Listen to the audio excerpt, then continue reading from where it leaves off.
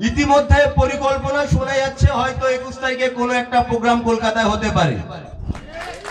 ভাঙড়বাসী 20 তারিখ থেকে কলকাতা দখল করে রাখবে।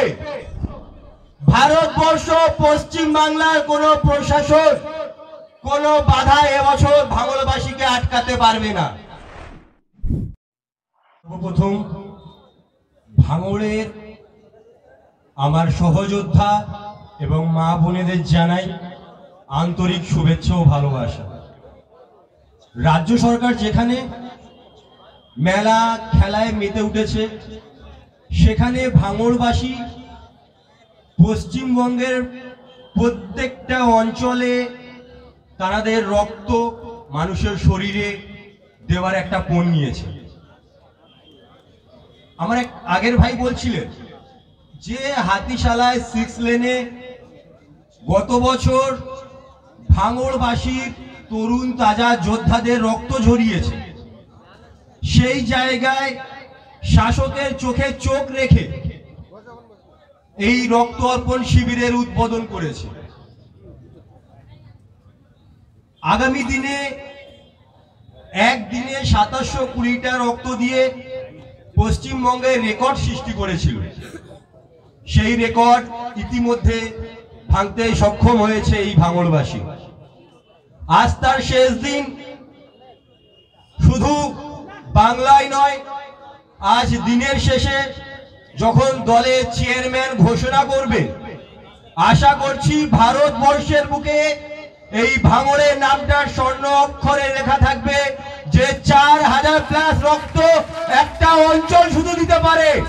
সেটা ভাঙড়বাসী দেখিয়ে দিয়েছে। মুখ্যমন্ত্রী মমতা ব্যানার্জি হাজারো রক্ত ঝরানোর পরে, তাদের ছেলেদেরকে শহীদ করার পরে, তাদের ছেলেদেরকে পঙ্গু করার পরেও তারা নিজেদের রক্ত এই মমতা ব্যানার্জি হারমত বাহিনীর শরীরে দেওয়ার জন্য প্রস্তুত আছে, যাতে করে তারা পরিবর্তন করতে পারে।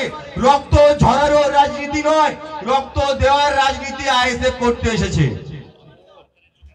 শাসক দলের রক্ত অর্পণ শিবির হলে বড় বড় আর্টিস্ট, ডিজে করতে হয় এবং বড় বড় গিফট। এখন নতুন স্লোগান, রক্ত দিন প্রেসার কুকার পান। আর আমাদের রক্ত অর্পণ শিবিরে ভাঙড়বাসী এটা গ্যারান্টি দেয়, আপনি রক্ত দেবেন আর না দেবেন সেটা আপনার ম্যাটার। আপনার বাড়িতে যদি কারো রক্ত দরকার পড়ে, আইএসএফ এর একটা বুথের ছেলেকে ফোন করবেন, আপনার ফোন রাখার আগে ব্লাড ব্যাংকে ফোন চলে যায় রক্ত দরকার। এটা হচ্ছে আইএসএফ, এটা হচ্ছে নওশাদ সিদ্দিকীর বার্তা। আজ শুধু ভাঙড়বাসী নয়, পশ্চিমবঙ্গের প্রতিটা মানুষ চেয়ে আছে এই সাংবাদিক চ্যানেলের দিকে যে নওশাদ সিদ্দিকী কি বার্তা দেবে। আজ এই রক্তদান শিবির থেকে 4000+ সবাই আশা করে আছে। আমি আপনাদের কাছে কৃতজ্ঞ যে আপনারা সুযোগ করে দিয়েছেন ভারতবর্ষ তথা পশ্চিম বাংলায় আপনাদের নাম, আপনাদের নামের সঙ্গে আমাদের চেয়ারম্যানের নাম চারিদিকে ছড়িয়ে দিতে। বক্তব্য দীর্ঘায়ু করব না। আমাদের দলের সম্পাদক দাদা এখানে বসে আছেন, তিনি একটা কথা বলেছিলেন, আইএসএফ ঝুঁকেগা নেহি। আগামী 21শে জানুয়ারি এই ভাঙড়বাসীকে দেখিয়ে দিতে হবে নওশাদ সিদ্দিকী আগেবারে চৌরঙ্গি চলো যে ডাক দিয়েছিল, ভারতবর্ষ পশ্চিম বাংলার কোন প্রশাসন কোন বাধা এবছর ভাঙড়বাসীকে আটকাতে পারবে না। ভাঙড়বাসী 20 তারিখ থেকে কলকাতা দখল করে রাখবে। ইতিমধ্যে পরিকল্পনা শোনা যাচ্ছে হয়তো 21 তারিখে কোনো একটা প্রোগ্রাম কলকাতায় হতে পারে। আমাদের চেয়ারম্যান ইতিমধ্যে ডাক দিয়েছেন। শুধু ভাঙড়ের যুবক নয়, ভাঙড়ের মা, ভাঙড়ের বোন যেভাবে আমার ভাঙড়ের ভাইদেরকে আগলে রেখেছে, 21শে জানুয়ারি আমরা আপনাদেরই সন্তান, আপনাদেরই ভাই, আমাদেরকে রক্ষা করা আপনাদের কর্তব্য।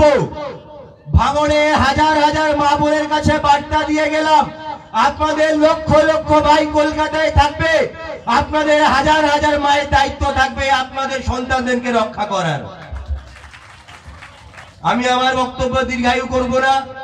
ভাঙড়বাসীর যারা রক্ত অর্পণ করেছেন সকল রক্ত যোদ্ধাদের কাছে আমার আন্তরিক শুভেচ্ছা অভিনন্দন। আপনারাই পারবেন পশ্চিম বাংলার ইতিহাসে নতুন করে ইতিহাস সৃষ্টি করতে। আইএসএফ জিন্দাবাদ, ভাঙড়বাসী জিন্দাবাদ, নওশাদ সিদ্দিকী জিন্দাবাদ। এই বলে আমার বক্তব্য আমি সমাপ্ত করলাম। ধন্যবাদ আমাদের মহিম।